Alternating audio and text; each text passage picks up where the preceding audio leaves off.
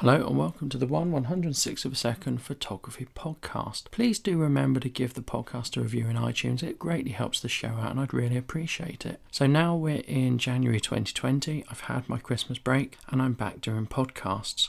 And I want to talk about Luminar 4 because I bought Luminar 4 and I've used it and now it's the time to give my review. So, it's a bit of a tricky one this. It has some very good points and has some very bad points, and I'll tell you at the end of the episode what I decided to do about Luminar 4. So I shoot mostly in RAW. It's very rare I shoot in JPEG unless the camera I'm using can't shoot in RAW, and I use Lightroom as my RAW editor. Now I started with Lightroom 4 some time ago and I've gone all the way up to Lightroom 6 and I've never had it on subscription. Of course I've had the mobile one to try out, but I've never had the full Lightroom on subscription, and I hate the subscription model. I'm also happy with Lightroom. Now I've tried other editors and I found you get different results, and some things are better and some things are worse. So I used DxO's one a while ago when it was free, and that was better for landscapes certainly, and I don't really shoot that many landscapes, but I did find it was better for landscapes. That's really because typically I shoot portraits, fashion or street photography, and really I don't really deviate from those. It's very rare you'll find me doing a landscape photograph. I like to import all my photos, I like to rate them, I like to edit them, and then I like to export them at different size with watermarks. And you can do all that in Lightroom. It's not so obvious to do all that in other RAW editors. So I'm always keen to have a one-off purchase, and Luminar came along and Luminar 4 was heavily promoted, and because it was so heavily promoted it caught my eye. And I had a look at some of the reviews and I had a look at it, and basically I thought it's probably worth giving it a punt.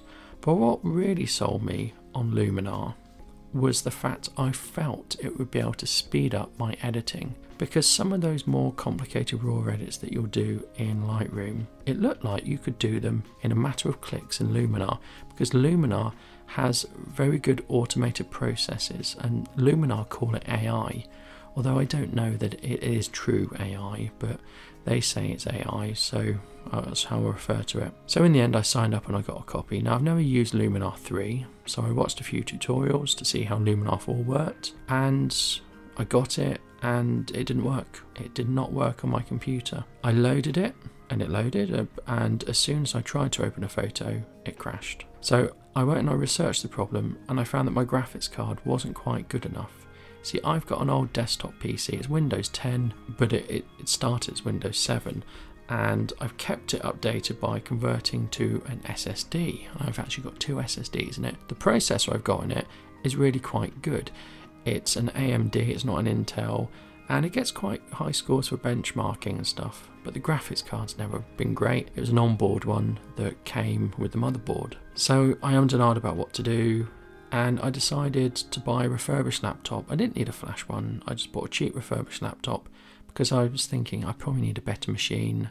Having a laptop would be nice. I do quite a lot of video editing, so upping my machine would be really useful. So I bought a refurbished laptop, and Luminar 4 worked on that, and I was really impressed because I could really easily improve portraits. I could change facial shapes, and I could do really complex edits in a few clicks. Now what I would have to do in Lightroom is I'd have to get the colours right, maybe get rid of some blemishes in Lightroom because that's what I do, and then export to Photoshop to do more tricky stuff. And I've got Photoshop CS3 that I bought outright a very, very long time ago. And I don't massively believe in using lots of Photoshop. I don't massively believe in manipulating images so that they're unrecognisable. But I will do certain things. So if I'm working with someone, let's say I'm working with someone and they're incredibly slim, you look at them and you think there's nothing on you, and then take a picture of them and it's a good picture, but for whatever reason their body pose isn't right and it makes them look a bit fat, well, I would go back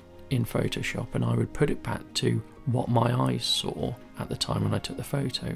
I wouldn't make that person any smaller, but what I would do is go back to what I felt was fair. Now with Luminar 4 I could do all that in a couple of clicks, and what might take me 40 minutes would maybe take me 3 minutes, and that was where I was really impressed with Luminar 4. So it worked fine on my refurbished laptop, which specs wise had 8 gigs of RAM and was an Intel i5, so nothing to shout about really, but suitable for pretty much everything. So the cataloguing and rating in Luminar 4 was nowhere as good as Lightroom. What Luminar 4 sort of worked for was opening and working on just a single image rather than importing them. So what I would do is that, in fact, the cataloguing was terrible. So what I had to do, and what I ended up doing, you had this film strip like you've got in other ones, but it was so slow to move between them, and you would have to sort of go into the develop module, I'm going to call it, the place you would edit it,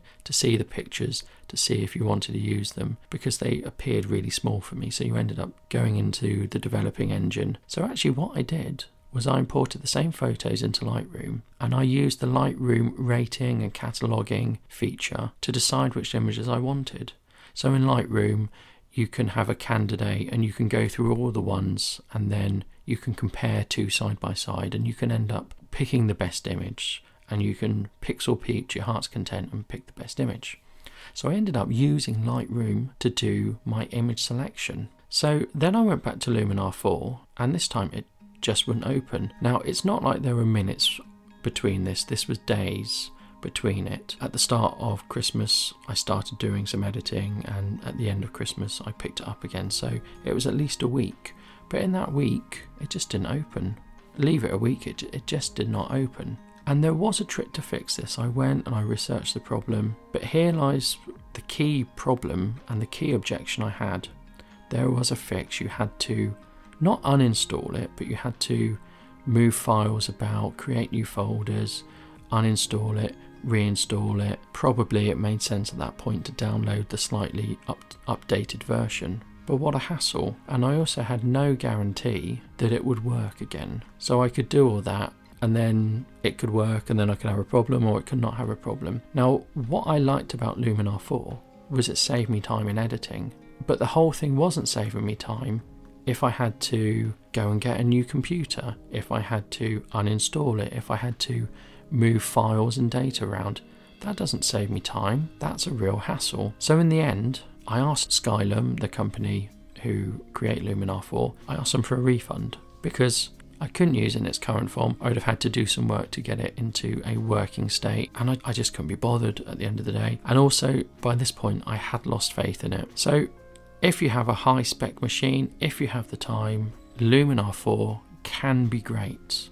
It's very powerful, and the power lies in the automation. A few clicks and you can recreate that image that you saw in your head. It's well priced. I think it was maybe £70 for me, or between 70 and 80. But the problem is it's quite buggy and it's quite flaky. It did process better images than Lightroom.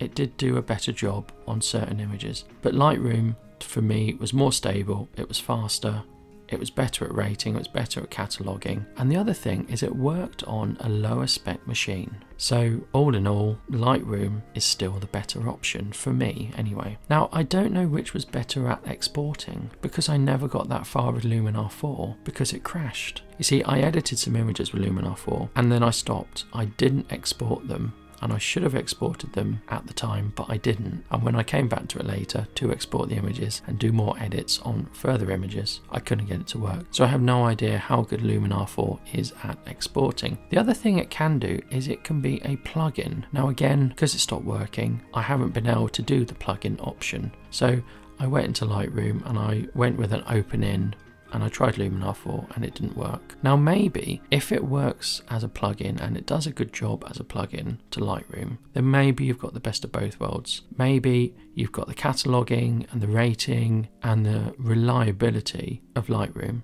but you can also use Luminar 4 for some quick edits. So if you're a Luminar 4 fan, I'm sorry, it's not a good review. It could be good, but who knows? And if you're a Lightroom user, maybe take my advice and maybe think about sticking, maybe just for now. We'll see how it goes. Don't forget as well to give the podcast review on iTunes, because it would really help me out and it would help me in the rankings. So I'd greatly appreciate that. Thank you. Goodbye.